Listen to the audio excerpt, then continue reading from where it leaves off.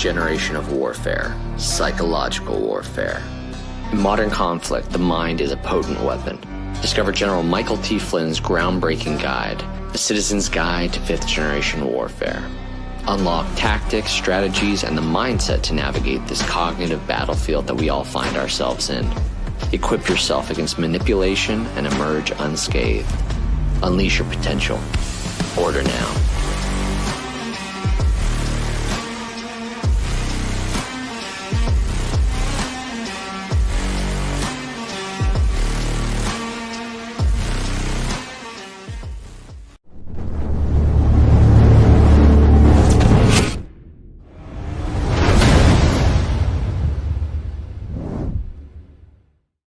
Good evening, everybody. Welcome to the AlphaWarrior Show. It is Wednesday night. It is June the 3rd, 2026, which means it is Operation Gladio night. As always, folks, do me a solid. Smash the thumb, push the heart, leave a comment, share it on all your social medias. We want to get as big an audience as we can in front of the Colonel, who's getting ready to join us here in just a bit. But before we do that, let's take a look at the people that said we will put our name and brand behind the craziness that Alpha wants to put out there with this guest. And of course, we're going to start with one of my favorites, Club. Links are all in the description, folks. Science proves that a healthy immune system is the body's first defense against the smallest of ailments to the most catastrophic. Coriolus versicolor is the most sought-after, all-natural supplement for both humans and pets to help boost the immune system. There are over 400 studies worldwide on its effectiveness in humans, including Sloan Kettering Cancer Center, MD Anderson Cancer Center, and now from the University of Pennsylvania School of Veterinary Medicine. Together, we can help reverse this terrible tide now plaguing your loved ones and give them the immune-boosting supplements that they need. It's finally here, our second annual mega sale. This sale only comes around once a year, so take advantage of the best offers ever while you can. For example, save 50% on our Giza Dream bed sheets, as low as $29.98. And for the first time ever on TV, MyPillow mattresses and MyPillow mattress toppers, as low as $99.98. And you save 50% on our Lux Pure 6-piece towel sets. Regular $69.98, now only $39.98. And our best-selling standard My Pillows, regular $49.98, on sale for $17.98. Wait on it, mega sale, only $14.98. So go to mypillow.com or call the number on your screen. Use this promo code to take advantage of our second annual mega sale. But wait, there's more. To make the mega sale even more special, when you order right now, your order's going to ship absolutely free. You heard that right. Absolutely free. Make sure you guys use promo code if you do that old school dial rotary thing. I know some of you dinosaurs had back in the day. I'm just playing. I had one too. Folks, it is Gladio time. So let me welcome the Colonel to the stage. Colonel, how's your Wednesday? How's your them rotary phones? I remember my grandma Rita had one, and you put your finger, for those that don't know, that are even younger than me, I know it's hard to believe, you put your finger in the number and you'd wind it till you hit the little silver or brass stopper. You pull your finger out and you go tit, and then you go to the next number and you do it again. And if you messed up, you had to push the little things on the top to hang up and start over. But you know what, Colonel? That wasn't a time where, there wasn't cellular phones or mobile phones. And when you go to a restaurant, you saw everybody looking at each other like this instead of being like, yes. Yeah. Uh-huh. Yeah. So. And sitting on the floor with it hanging on the wall, talking to your friends.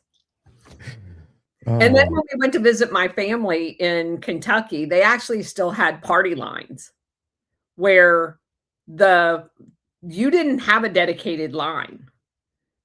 Multiple families, multiple houses shared the same phone line.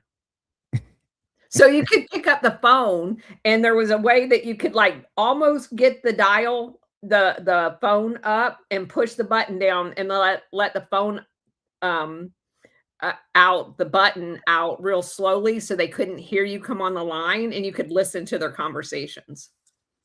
Or sometimes your mom would just get on the phone and be like, "Hey, get off now. You've been on there too long."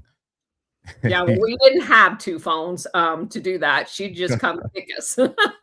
Get off the phone. Get off the phone. And then we'll get into the show, but I remember, living in, the city of Indio, La Quinta, Coachella, and calling what is now a 15-20 minute drive. And that was long distance. Like Yeah. if I was in the city of Indio and I called a friend that lived in Palm Springs, that was a long distance call. That's crazy. Yeah. And I know because my Now parents you're got in pissed. all different countries. Yeah, right? So that was fun. That was a good blast from the past since we're getting into more technology. Yep. Where are we Okay. going, Colonel? Well, where we left off, just in summary, is we're talking about Permindex and in relationship to it basically being an operational arm of multiple intelligence agencies.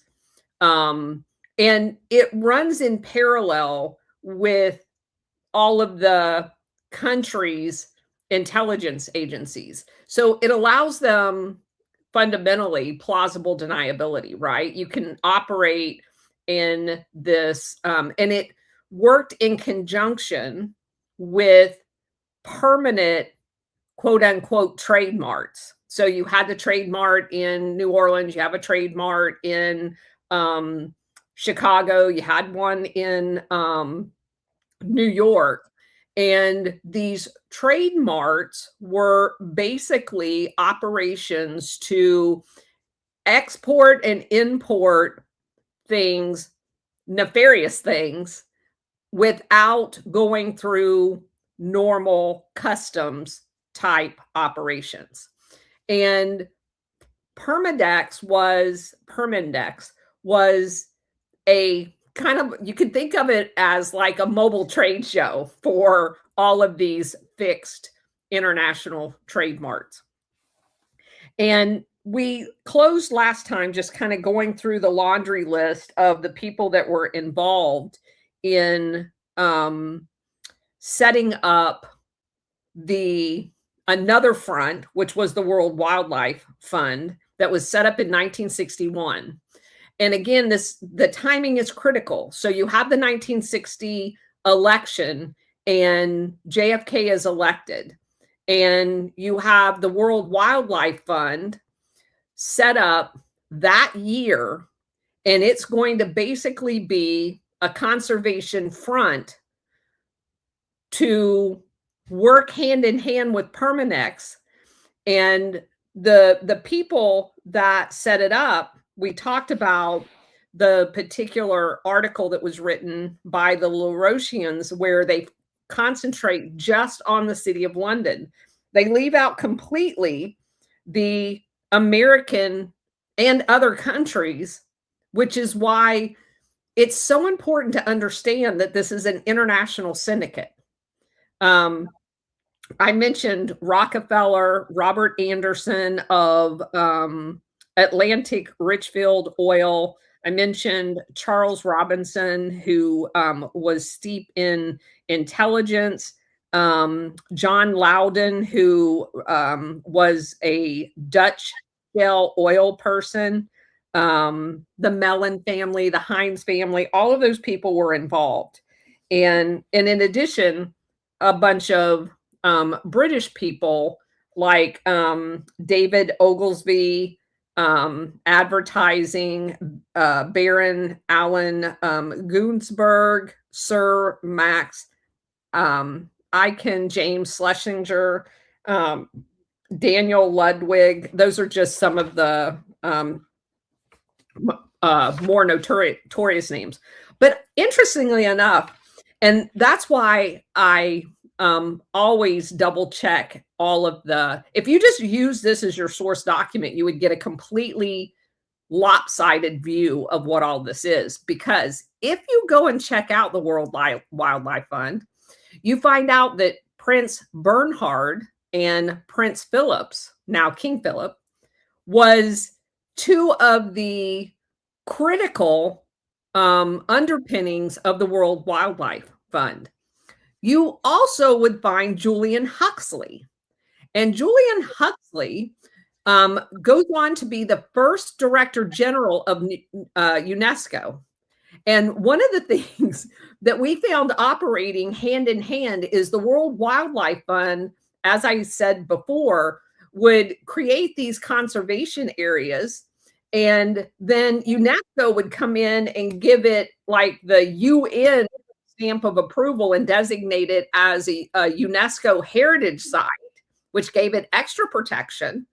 And Julian Huxley is such an interesting figure for a couple of different reasons. Number one is he was a Fabian. He's like one of the founding Fabians. And he is notorious for eugenics. He also was a Director General at UNESCO, and he wrote UNESCO, Its Purpose and Its Philosophy. And here's what he said. It's an evolutionary humanism vehicle, which is interesting because the humanism is basically a line of the Fabians that transitions to world government. He also was a very prominent eugenicist, like wiping out entire, he served as the president of the British Eugenics Society. Yeah. So these are the people that were involved in the world, you know, just kill all of the useless breathers. So that's just kind of a review of where we've been. Another guy that was one of the founding members is Godfrey Rockefeller, which obviously is of the Rockefeller family. And Max Nicholson, we'll get into him in just a minute. Max Nicholson was an environmentalist, and he drafted a thing called the Morges, M-O-R-G-E-S Manifesto. We're going to get into that in a minute. Anything that has manifesto in it is not a good thing, right? We know that now. But the fact that he was an environmentalist back, you know, way back when, tells you what this whole climate phenomenon, it's been 100 years in the making, and it originates with the Fabians and the one world government movement. Okay, so one of the big prominent people we mentioned last week was Sir Charles Hambro. He had been in charge of the SOE, which was basically the British kind of special operations. And we mentioned the first show about how the British American Canadian Corporation morphed into the World Commerce Corporation, which Permindex is a direct descendant from. So in the aftermath of 1945, World War II winding down, and the British and the SOS, because they don't have, Truman has said, we're going to get rid of the OSS. They don't have a body yet called the CIA. So they're looking for a way to employ the talent of the OSS during this bridge period. And the British and the Americans, like Wild Bill Donovan, decide that they need a privatization of the intelligence function so that they can represent the corporate and oligarch elite, both in Western Europe and America. So just a few days after the war, in May of 1945, Sir William Stevenson and Wild Bill Donovan set up that British American Canadian corporation in Panama. We mentioned that. But their primary office, even though they were registered in Panama, was in New York. And it transitions into the World Commerce Corporation. So, Stevenson, as one of the founding members, and Sir Charles Hambro worked with a guy by the name of Sir Rex Benson. He was the resident British intelligence liaison to the United States. So he's kind of the bridge across. And just to give you a little bit of background, Hambro was of the Hambro Bank in London. And Hambro had very deep British intelligence. He served as the head, as I mentioned, of the Special Operations Executive, SOE, which gave birth to the Western stay-behinds during World War II. Hambro served at the World Wildlife Fund. He was a trustee, one of the original ones. And he worked on this Morgue group, MORGES, that created this manifesto we're going to go through in just a minute.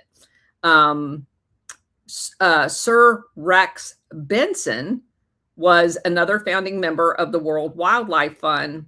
He was a merchant banker at Lloyd's Bank, like in Lloyd's of London.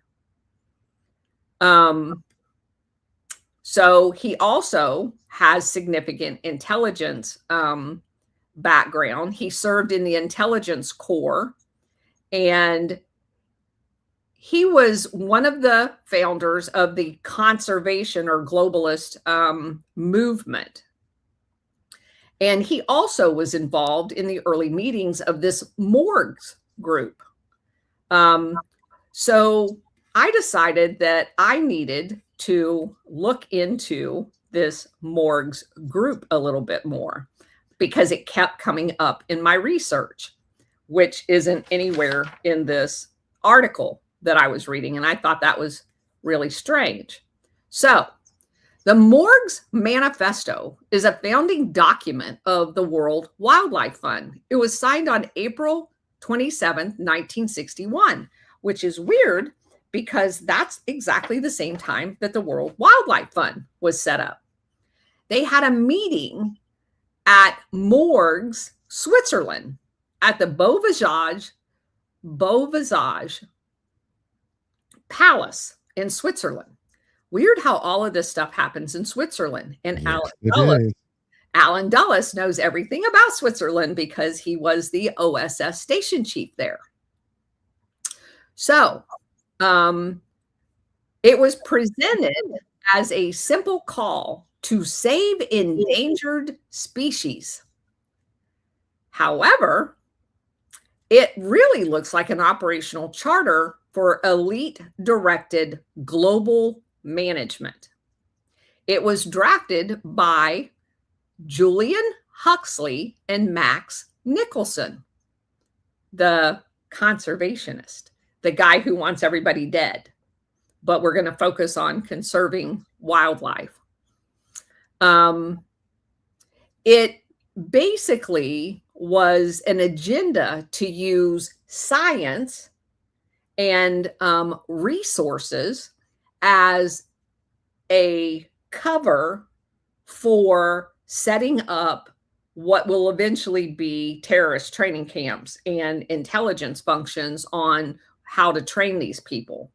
The document served as an urgent call for the creation of an international organization capable of raising funds globally to lock up land under the guise of wildlife preservation. And they just so happen to be in all of the key strategic resource-rich regions of the world. So the manifesto wrote this broad humanitarian looking document, and it basically was set up as a permanent tax exempt entity that was global, and that it could operate by regulating individual nation states. It established a scientific backdrop to prioritize conservation that allowed them to designate entire swaths of land as you can't do anything here. And it influenced significantly, because there's a lot of money behind it, land use rights in Africa, Asia, and Latin America, which weirdly enough had just decolonialized. So up until the late 50s and early 60s, all of Africa was still colonized. A lot of Latin America was still colonized. And it just so happens that all these benevolent Western governments decolonialized in the late 50s and early 60s, only to have this World Wildlife thing pop up in UNESCO, and they recolonized the decolonized under the conservation label. So it mandates a high degree of integration between the World Wildlife Fund and scientific organizations like the International Union for Conservation of Nature. This ensured that any environmental movement would be directed towards where they wanted to maintain their colonializations, and they were using bankers and industrialists as the funding of this basically economical recolonization. The timing of it, of course, is very, very important. By establishing it under the auspices of this manifesto, people like Hambro, Frank, and Benson, some of their original drafters, created this quote unquote neutral NGO to channel international investment into these areas. And if you look at it with the Hegelian dialect, you could put it this way. The thesis is the colonial era extraction. The antithesis is chaos and nationalist uprisings phrased as independence. And then the synthesis is a world conservation model, which effectively reclaimed control over all of the land that they had just decolonialized through international treaties, NGO land management, and scientific directives. Like you're just a miniature, or we have a miniature version of that, which we call the establishment. It's just something on a much grander scale because it's global. Yes. Because I mean, look at the mechanism of control that they have over the American people by getting Americans, and granted, Americans are starting to break the spell and recognize the uniparty establishment. But for how many decades have we seen it as Democrats and Republicans, and there's this internal political war? Both sides are fighting for the ideology of their constituents, but the reality is that it's all theatrics. And you know, just look at that now on a global stage, with instead of parties, you're talking about nation states. Yes. Yeah. Yes, exactly. Okay. And just a little bit more about the Louis Franks, the guy I just, so the three people that were instrumental in that is Hambro, Benson, and Frank. And if you looked at them from a role-playing perspective, Hambro was the intelligence and banking. Benson provided banking because he was a banker as well. And Frank was more in the logistics and organizing the capital of these industrialists to create basically what you could refer to as a post-war Atlanticist order under the guise of wildlife preservation. Okay, moving on.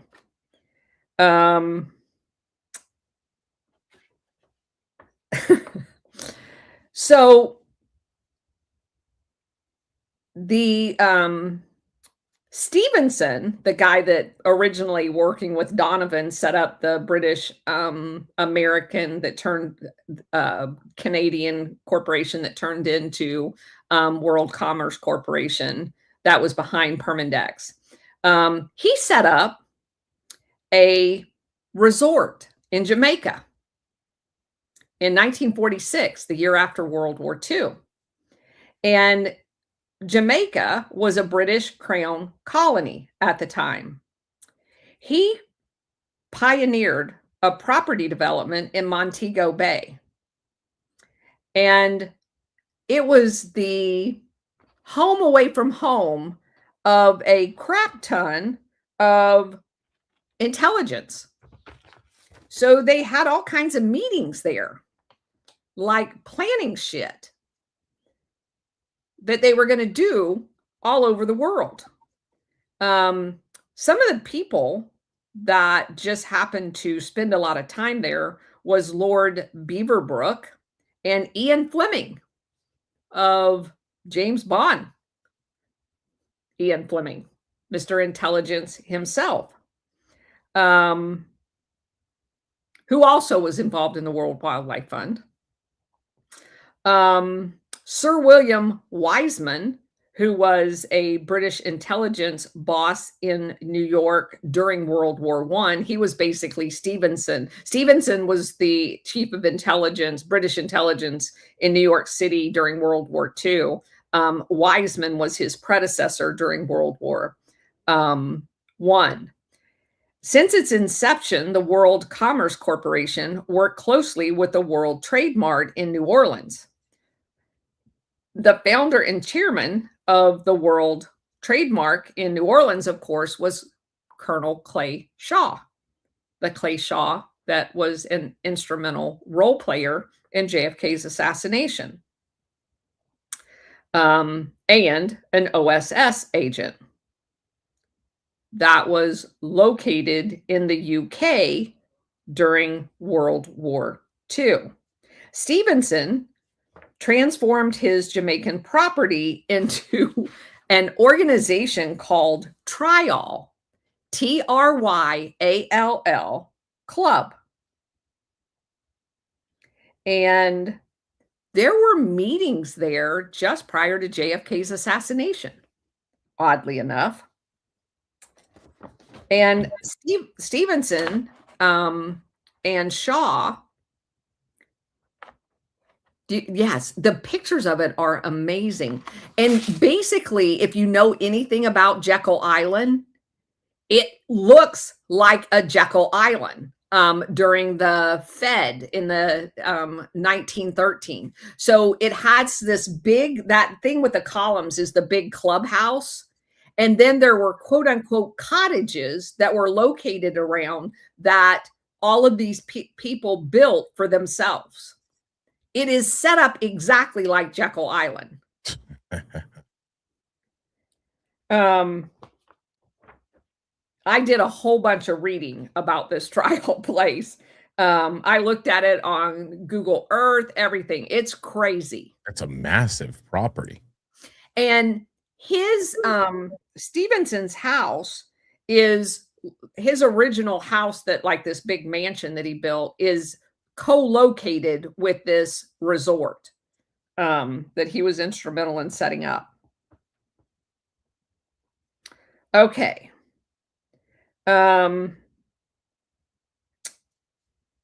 While Stevenson and Shaw were establishing the World Commerce Corporation and the World Trade Mart, Edward Plunkett Taylor was setting up yet another firm dedicated to world trade. Taylor had been Winston Churchill's special representative during World War II in Washington, D.C. He was detailed to the United States from Toronto, which is where he was in 1940. And he was basically the liaison for the British at a time when purchases were still illegal under the U.S. Neutrality Act. I think I found that main property too. You can correct me if I'm wrong, Colonel. Yeah. Freaking mansion. Yeah. And this is a guy that supposedly worked on a government salary. I just want to throw that in there. In 1945, Taylor was ordered to form Argus, ARGUS Corporation, as a private post-war continuation of his wartime procurement and intelligence staff. The firm was later renamed Hollinger Corporation, HOLLINGER. And weirdly enough, it grew exponentially. Among Hollinger's key figures was another Hambro and Sir James Goldsmith, another intelligence officer, and a member of the World Wildlife Fund, and Henry Keswick, who big claim to fame was banking in Hong Kong. You know, Hong Kong, the favorite banking place of HSBC and opium trade. I'm sure that's just a coincidence, though. So we've got Permindex, which is short for Permanent Industrial Expositions. And it, of course, as we've said before, is tied to Clay Shaw's World Trademark. In 1959, Permindex formed another subsidiary called Centro Mondali Commerciali, which is basically a central commercial. It's another trademark, and it's in Rome. It's a subsidiary of the World Commerce Center. In 1962, the secret army organization of Permindex was none other than Jacques Cousteau, and he was a longtime board member of Permindex. Well, who is he? Oh, he's the guy that was the OAS, the French OAS, which is their Gladio, a leader. And he was the guy that was the former governor of Algeria. And in 1962, for those of you who followed me for a long time, OAS, being part of France's Gladio, was fighting a civil war in Algeria because they wanted to continue it as a colony of France. Charles de Gaulle, who is the president of France, wants to grant it its freedom. JFK is working with Charles de Gaulle to grant Algeria their freedom. And this is the very issue that caused over 30 assassination attempts on Charles de Gaulle. And it just so happens that one of the guys leading that effort in 1962 is a member of Permindex. Now, this is very interesting. Let me just interrupt here just for a second. And I know you're on a roll, Colonel. I just want to share the way my brain's working, then versus now. Mm-hmm. And a lot of people see Trump's moves solely as combat operations. Or is he removing the deep state apparatus that controls these different countries to allow them to break free of that manipulation, whether it's Iran, Venezuela, Cuba, Mexico? Ding, ding, ding, ding, ding. Okay. All right. I just want to make sure that my brain is tracking, and probably why they've tried to kill our POTUS quite a few times already. Yeah. So you would ask yourself, if you have a functioning brain, what entity is the current Permindex? Because there is one. 3 Where letters. huh? 3 letters. Well, obviously the CIA is involved. But what they won't do is do it under the guise of the CIA. They stand up these entities that are functioning in some nefarious, in a nefarious way, but they're couched as a conservationalist organization like the World Wildlife Fund, or Permindex as a trade organization. There's one operating today. Something that you hear every day on the news is a front to do the exact same thing. And to your point about taking out the deep state, that's clearly what is happening. Over the course of time, obviously, Putin in the 1990s did it with Russia. He was able to do it on his own because they had been a communist country, and he could basically function as a dictator and get rid of it, all of the shit. And it's amazing how many of the Russian oligarchs that were in bed with the Western, selling out all of the resources for pennies on the dollar, which is why it's so important to see Edmund Safra as part of this entire operation, because Safra was a financier, Edmund Safra, for that taking of all the Russian resources. And he ended up being burned alive by a special forces guy, posing as a nurse. And so it's apparent that he was able to work that himself. And maybe that's the model that we're using. China, thanks to the Forbidden Garden meeting during Trump's first term, obviously over the last 10 years has gotten rid of a lot of the Chinese deep state. We see that meeting of the Brian Cates and I were just talking about it at dinner tonight, the red folder and the guy getting escorted out of the meeting that Xi and them guys are having. And he's like, hey, wait a minute. I thought we were friends. Yeah, that kind of shit. So the same thing with Saudi Arabia, right? The sword dance, the arresting of all of the Saudi purge. Yes. So you can see this actually happening right in front of your face. And I don't see how people can't see that. Obviously, we've not seen a lot of our deep state being taken down. But I believe this is being done to cut off all of that external. We're going to be the hardest one. Because supposedly we're a functioning republic that has been infiltrated, and we don't have the monarchy like Saudi Arabia has, or the communist authoritarian ability, or the Putin way of doing it. We don't have that. So it is going to have to be done very differently inside the United States for that reason, so that our country doesn't fall apart and we don't have a civil war. Just to put it out there, what would something like that look like? Well, your judicial courts would show that they're not capable of doing their duties, and your law enforcement's not capable of doing their duties.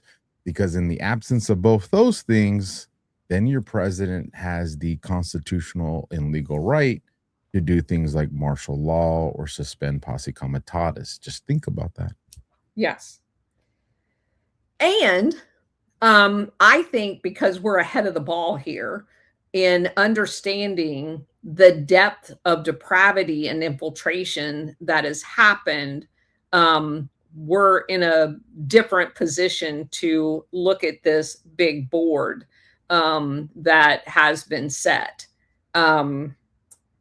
So we have, as part of Permindex, the Gladio element of France.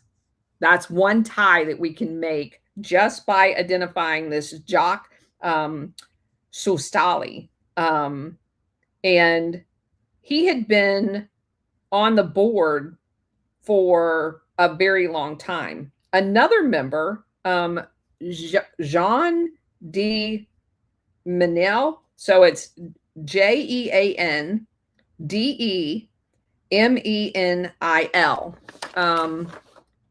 He oversaw several of the assassination attempts against Charles de Gaulle.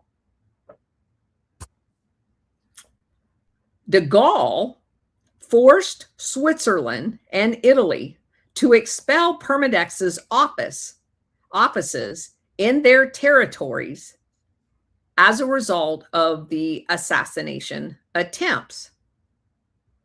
In 1962, Permindex Networks was implicated in the sudden death in a mysterious plane crash. It wasn't mysterious, they had put a bomb on it, of Italian state oil industrialist Enrico Mattei, who was working on, so this is critically important. I've talked about Mattei's assassination multiple times.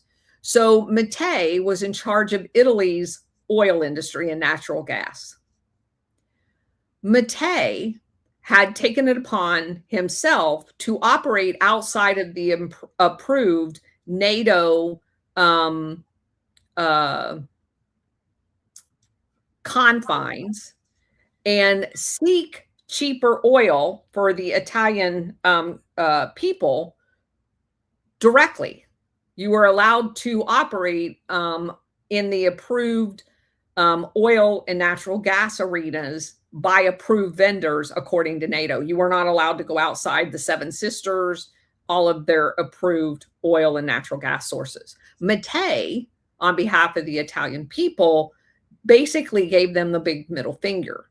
He went to Russia, he went to Libya, and he was on his way back from a meeting with Libya that had renegotiated the Italian concession in Libya to not only give them a fairer deal than they had, but also a cheaper source of oil than the dictates from the Saudi, Aramco, British Oil Petroleum, Iran source.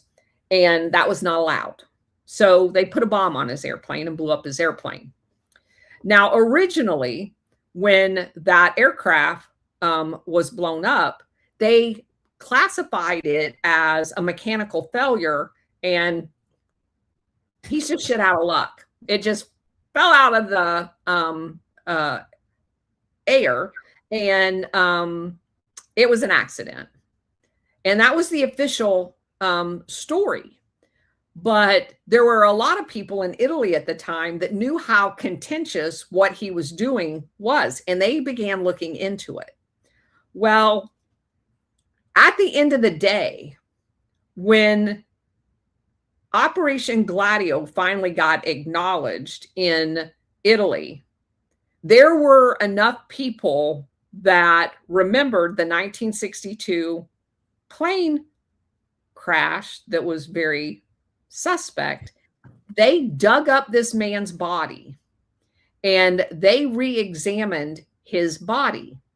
And it just so happens that they took off his gold wedding band and found explosive shards embedded in his gold wedding band. And they determined he had been assassinated. So there were a lot of fingers pointed that it was a Gladio operation done under the auspices of the Rome Permindex. Now, just a quick interesting fact before I miss, because you got me like zoned in on this. This is such a great story. This John de Menil guy, he was given the title of Baron on September 11th of 1813 by Napoleon. Now, I'm guessing that this is like the great-great-grandfathers or something like that, obviously on the time frame. But that's quite an interesting legacy and a person to get that title from. to bring it into the modern day of this guy, whatever he would be, the great grandson or great great grandson. Right. That's pretty freaking interesting. Yeah. Yeah. So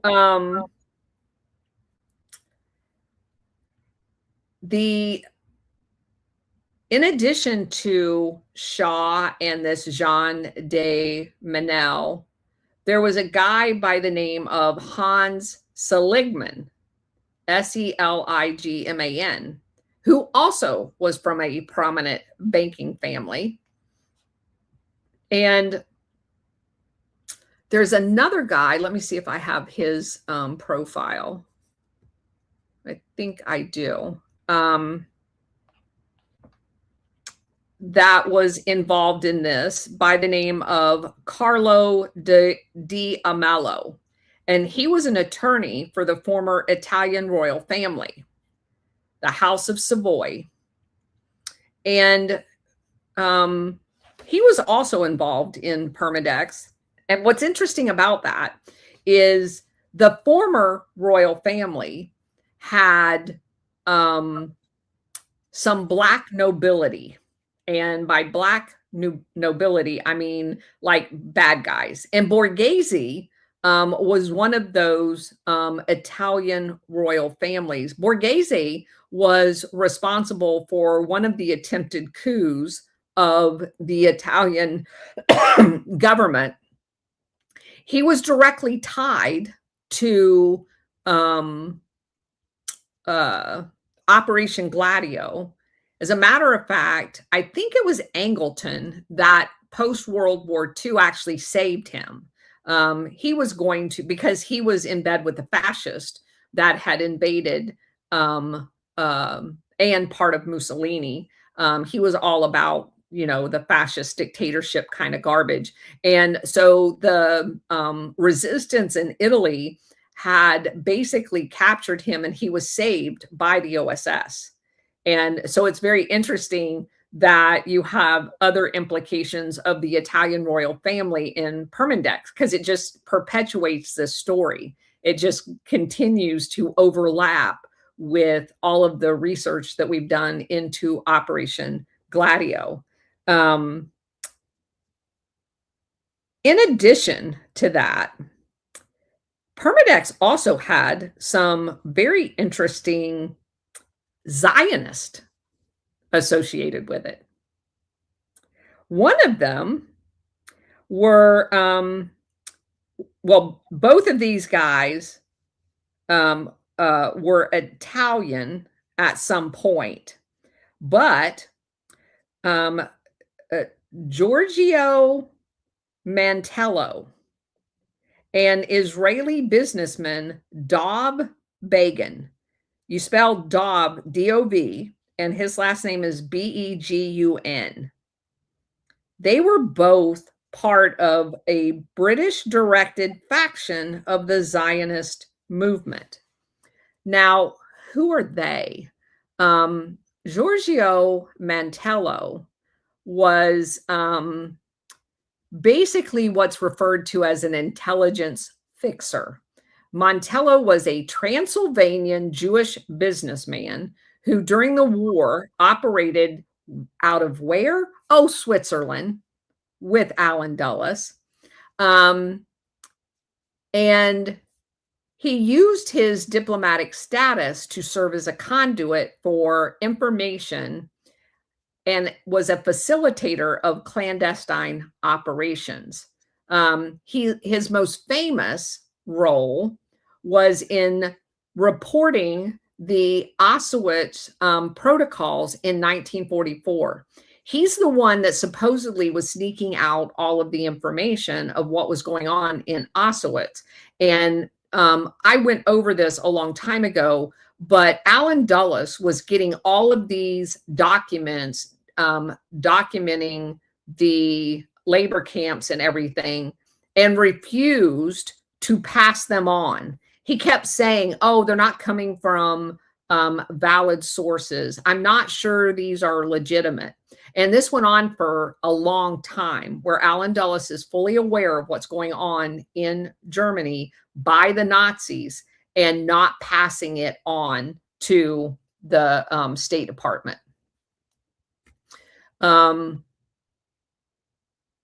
Obviously, his presence in Switzerland also puts him in close contact with the OSS and British intelligence. And he was part of an apparatus that was allowing the protection of some very nefarious people. But Dov, who went by David Bagan, is probably the most interesting one. And him being associated with Permindex is huge. And why do I say that? Because he is associated with none other than Nugent Hand Bank and BCCI, which is the Bank of Credit and Commerce International. Both of these banks are CIA front banks, financing illicit, secret, clandestine weapons trafficking, narco trafficking, and money laundering. So he is quintessential to tying Gladio, CIA, and all of the stuff that we've talked about again to Permindex.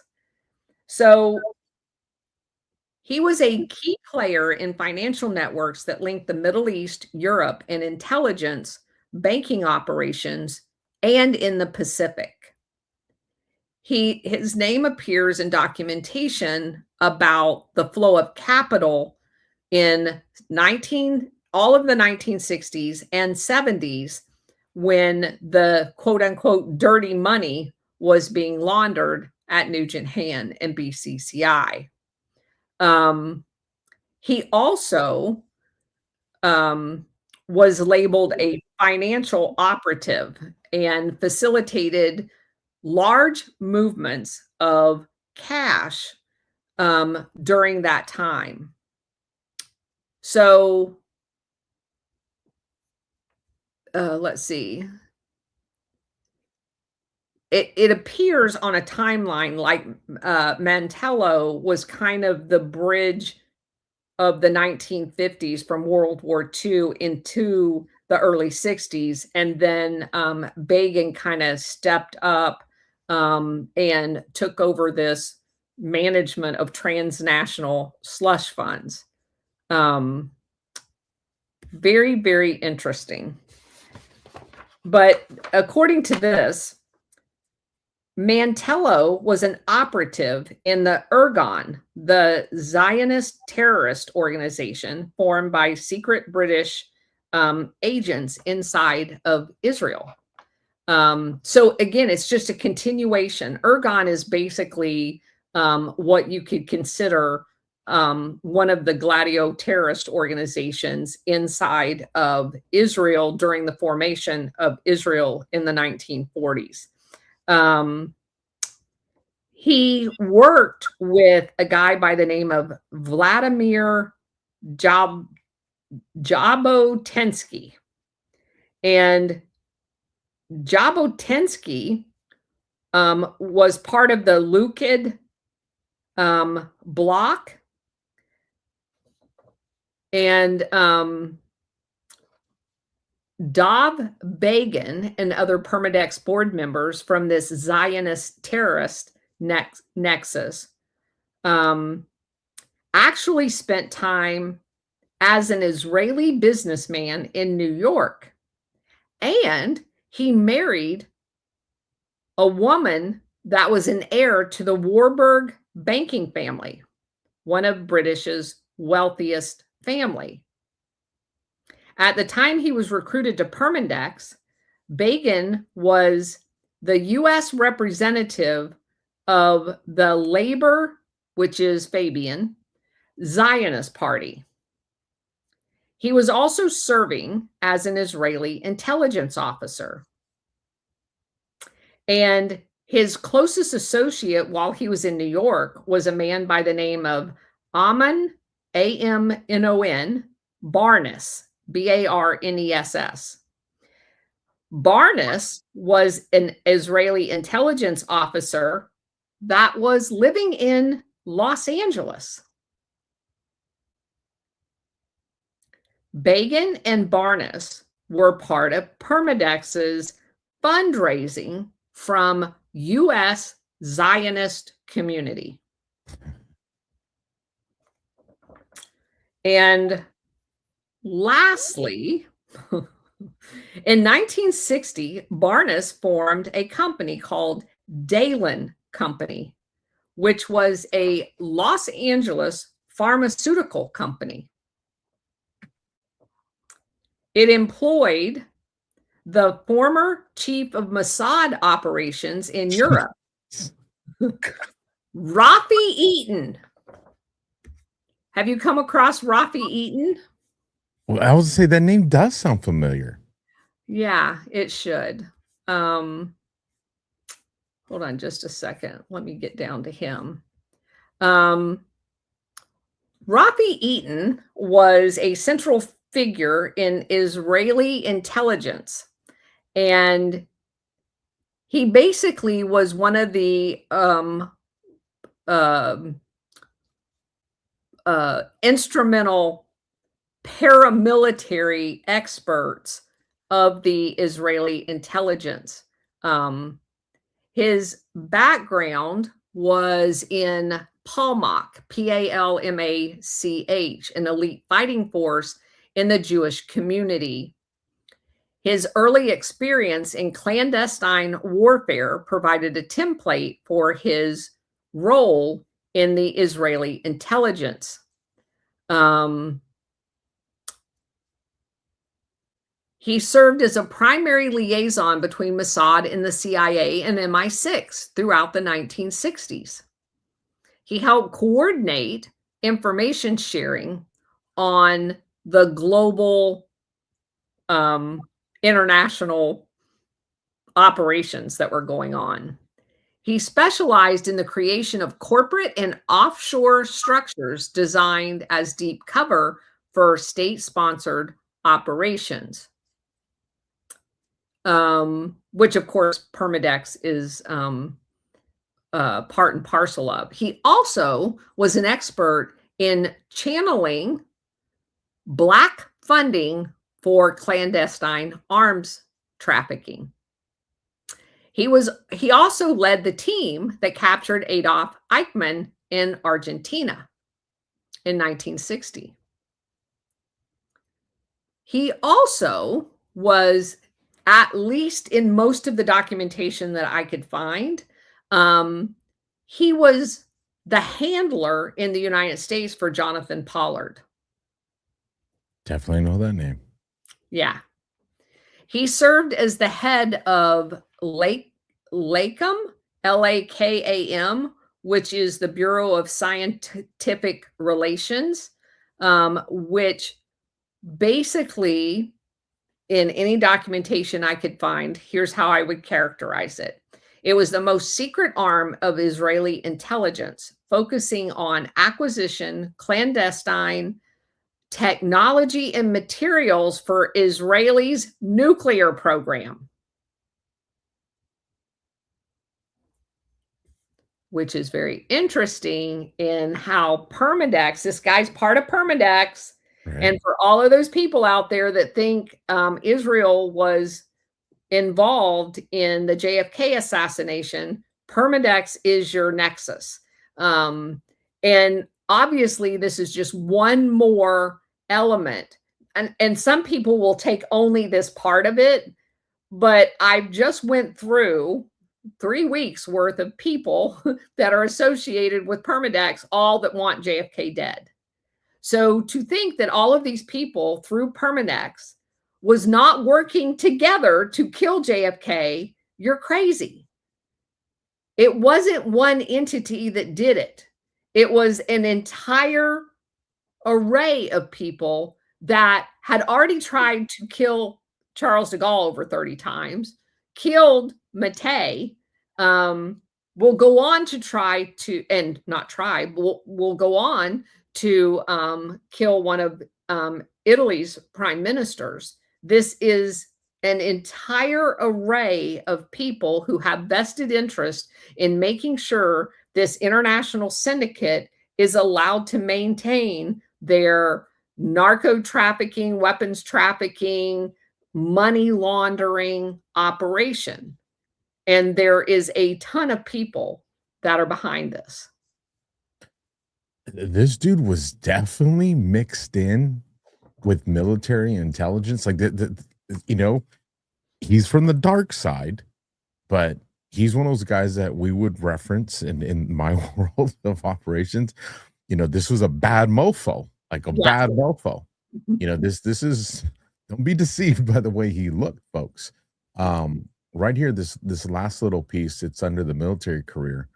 It has from during 1947-48 Civil War and the Mandatory Palestine and the 1948 Arab-Israeli War. Eitan served as a soldier to the Yiftach Brigade, participating in combat operations, and was wounded in combat on the day after Israeli independence was declared. He also served as an intelligence officer. But this Yiftach Brigade, I just wanted to highlight this part for you guys.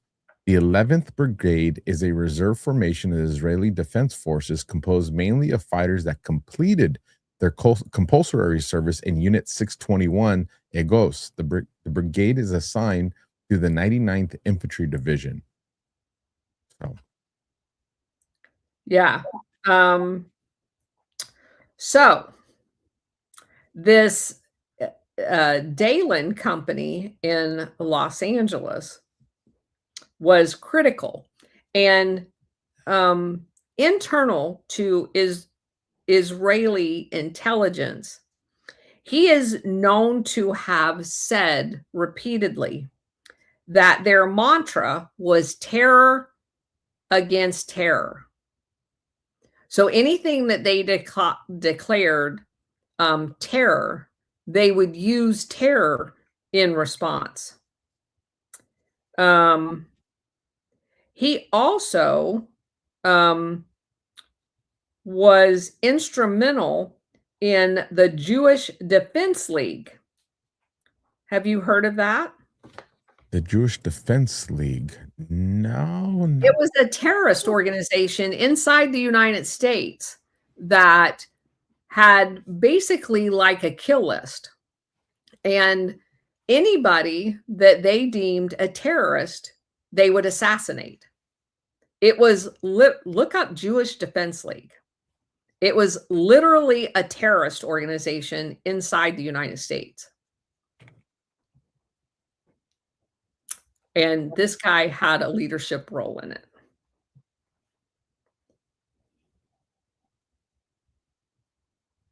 There it is. Oh, look at that little hand symbol. Isn't that cute? Where have I seen that before? Like everywhere. BLM, Palestine. Yes.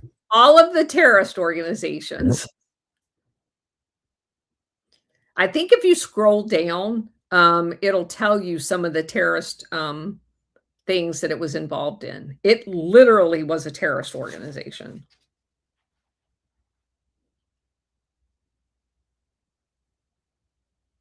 There we go, 1969, 1970.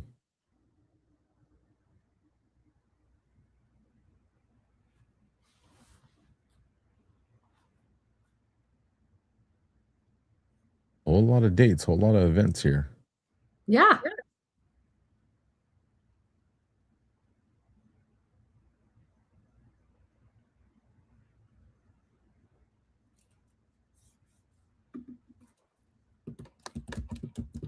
'80 to '89.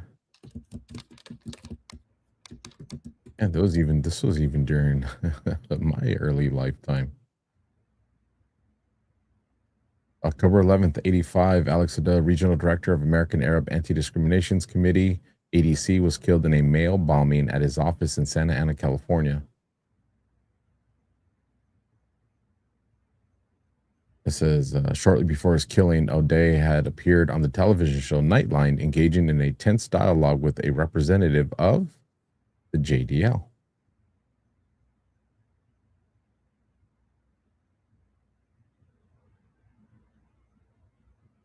FBI attributed it to them.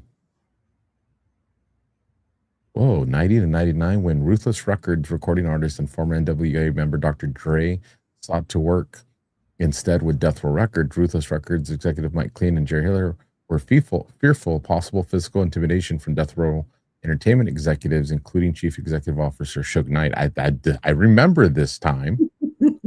And what the heck does this have to do with it? And requested security assistance from the JDL. No way. Yes. No way. Yes.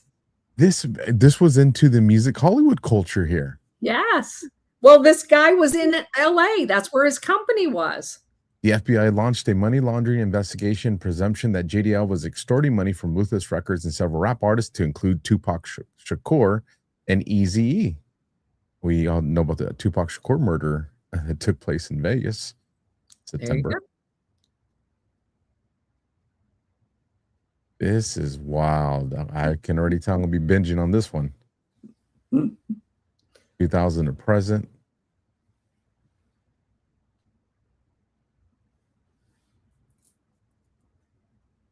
There's a spray paint right there, graffiti.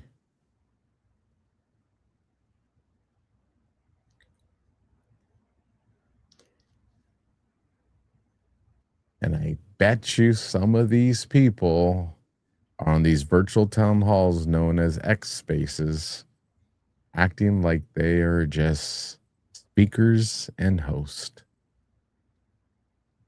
That is wild. Absolutely wild. I'm gonna end up doing a write-up on this one. So the point here, obviously, is if you were to set up, maybe not you, maybe I'm the better example here, a white nationalist organization, I would be demonized as a hate group person. Absolutely. But the JDL can set up as a Jewish Defense League, be involved in bombings, intimidation, and ethnic only, because of course you have to be Jewish in order to be in the Jewish Defense League, and it's perfectly fine. Even though they have all these known ties to terrorism. Just don't be white and do that. Just don't be. This one's something. This one's it's huge. The JDL alone could be an entire episode just from what I was reading right there. Yes. Because I guarantee you, if we were to start researching, a lot of the characters in here, we would probably see them that they branched out into different organizations. And we would probably see those organizations on both sides of the political aisle. Oh, yes, you would. And we'd probably come into, contacts that had to do with Jewish Family Services and the money laundering that came during Biden's administration at our southern border. Yes. Not to leave out Catholic Charities. I know they were part of it too. Yep. This is crazy.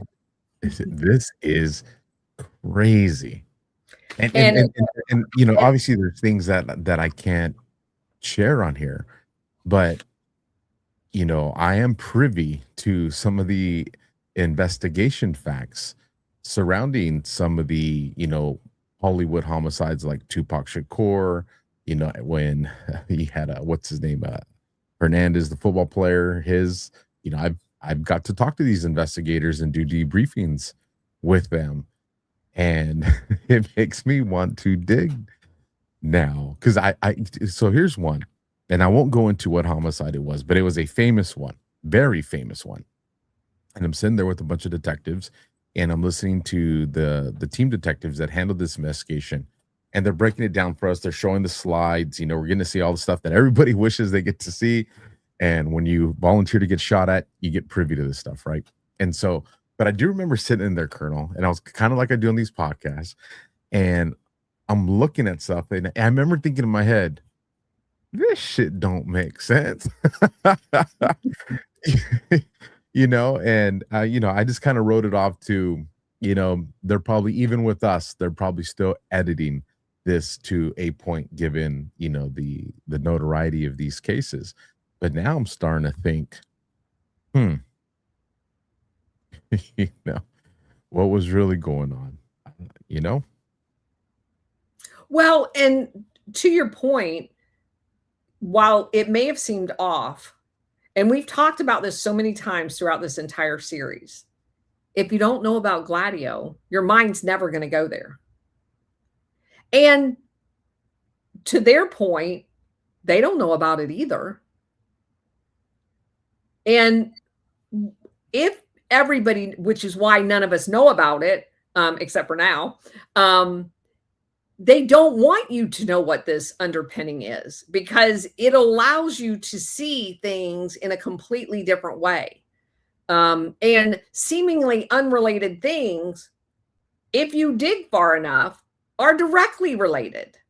So you have this guy here that is a founding father of some very nefarious shit, and potentially the handler for Jonathan Pollard of giving, you know, secrets to Israel, and associated with the JDL, and they have hit lists and are involved in terrorist activity inside the United States, to include murders. And they get to cloak all of that in you can't touch me, because the ADL come out and call you anti-Semite if you do. It's literally the best cover for a Gladio cell inside the United States. It is.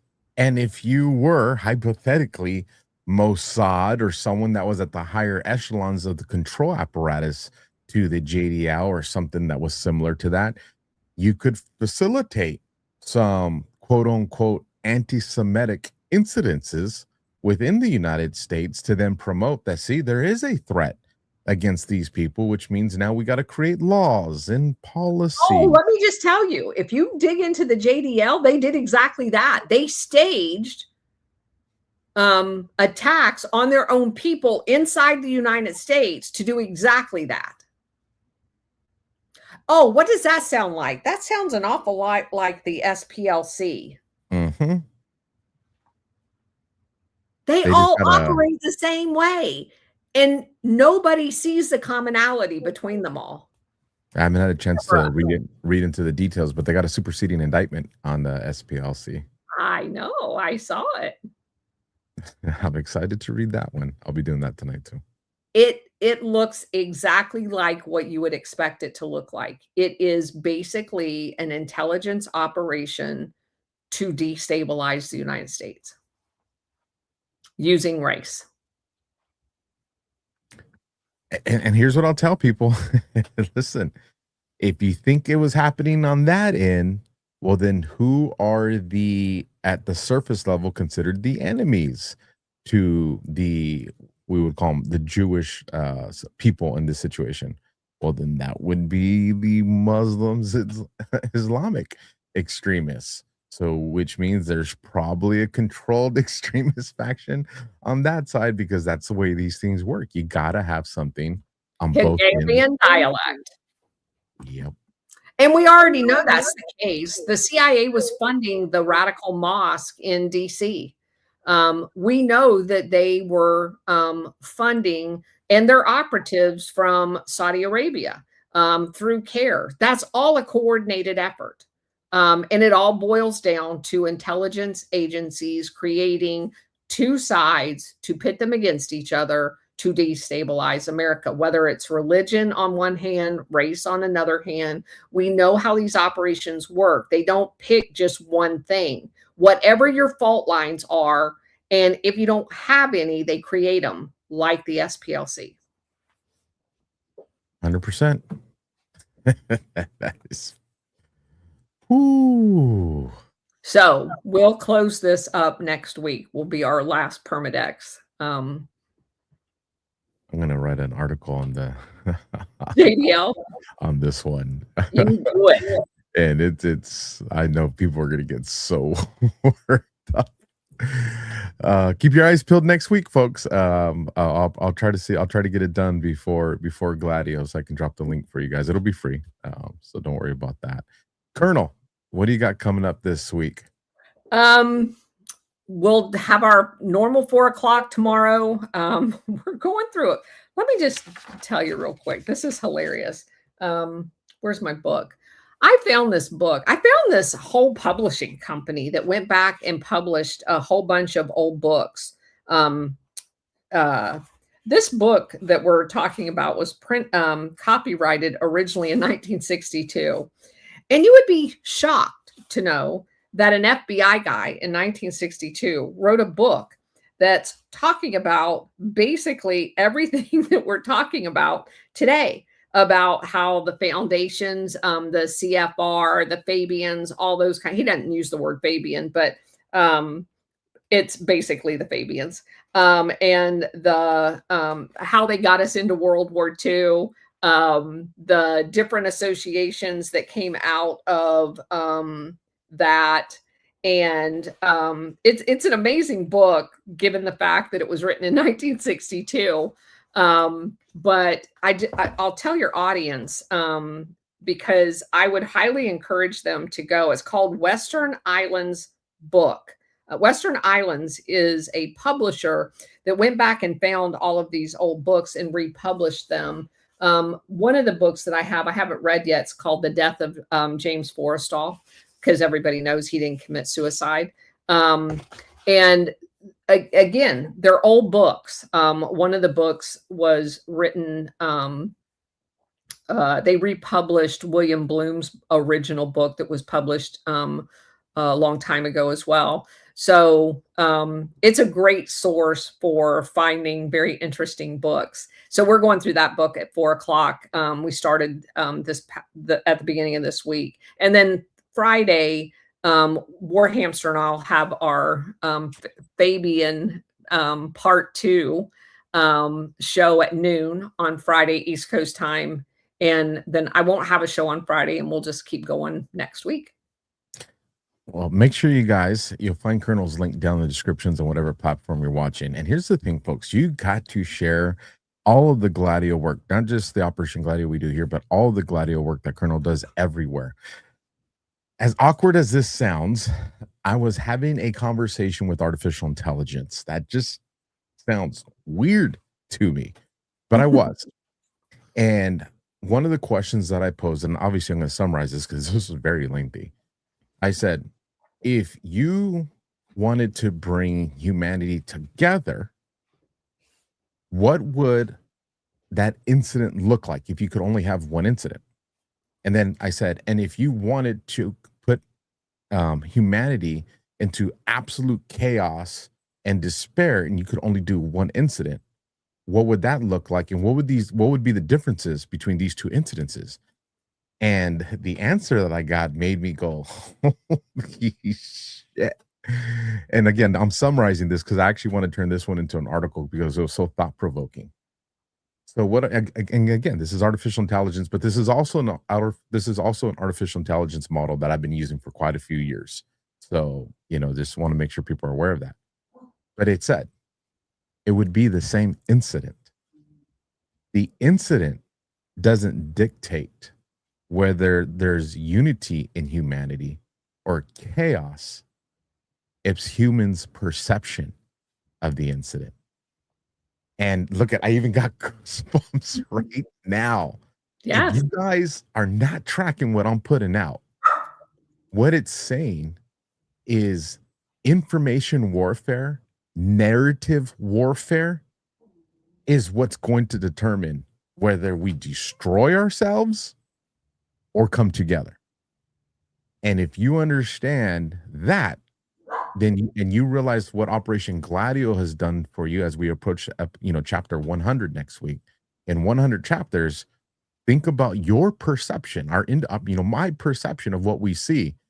And that's what makes Operation Gladio so important right now, because it's literally going to play out into how Americans and patriots all around the world are going to perceive whatever it is that they have planned for us. I don't know if you want to say anything to that, Colonel, before we call it a night. Well, I'll give you an example of what you're talking about. World War II, Pearl Harbor. In the lead up to Pearl Harbor, we had already broke the Japanese code. We already knew what they were saying. The British had broke the German code. We knew what they were saying. Do you think that all of the resistance in America to getting involved, and FDR ran on not getting involved, just like Wilson ran on his reelection of not getting into World War II. They both knew they were getting into the wars. But the CFR wrote a document that said without an event, there's no way that you will get the American people behind entering World War II. So we had an event. And the control of information, where no one ever found out for years, decades, that they had the information ahead of time in both cases, that this event was going to happen. But they were able to shape the event to bring America together to get into a war and decimate an entire generation of people in World War II, because there was a shaping operation that went on associated with it. If at the time they didn't have total control of the media, and that information would have gotten out, and there were a lot of people, by the way, not, like overwhelming majority, there were many people during that time frame that was going, holy shit, because they knew how nefarious the CFR was. They knew that they had written about it. They were not shy. They're just like the Fabians. They write about all of this stuff before they do it. You just don't know where to look. So it is the control of information. And the one thing that we have working for us today that they didn't have is the availability of communicating and thwarting their false flags. Look how many times it happened in the Ukrainian war, where they tried to stage an event of an attack by Russia onto a European country when in fact it was Ukraine. And within 24 hours, the attempt was exposed for what it really was. So that is, to me, the most important element that we have working in our favor. And it's through forums like this where people can educate themselves to know what to look for. And that's why I, 4 years ago, decided to dedicate basically every waking moment that I have to spare on this, because I think this information is the most critical information that you can have in your hip pocket to look at things for what they really are. 100%, folks. So that brings us to good news, bad news. Of course, I'm a Marine, so I'm going to give you the bad news first. Because you guys know Operation Gladio, and because you see the world through the lens of your Gladio glasses, they're not going to be able to enslave you or fool you. That makes you a target. So just understand, you Gladio family, that they can't psyop you now. So that makes you very dangerous to them. So that's the bad news. The good news is we can build our army of Gladio people. And you are the audience. You are the ones responsible for making that happen. And how do you do that? Having these conversations at lunch, on your at your job, at family get-togethers, parties, whatever the case may be. Get the information out there, because the more of us that there is, the more powerful that this Gladio movement can be. So just think about that, you guys. And as always, pray for our president. pray for our country and pray for us, because Colonel is she's just raising me on that government list from the bad guys every week. And we'll catch you guys on next. I'll see you guys tomorrow morning early on Badlands Daily. And shout out to one of our sponsors, Pet Club. I'll see you guys tomorrow. Good night. God bless. Science proves that a healthy immune system is the body's first defense against the smallest of ailments to the most catastrophic. Coriolus versicolor is the most sought-after, all-natural supplement for both humans and pets to help boost the immune system. There are over 400 studies worldwide on its effectiveness in humans, including Sloan Kettering Cancer Center, MD Anderson Cancer Center, and now from the University of Pennsylvania School of Veterinary Medicine. Together, we can help reverse this terrible tide now plaguing your loved ones and give them the immune-boosting supplements that they need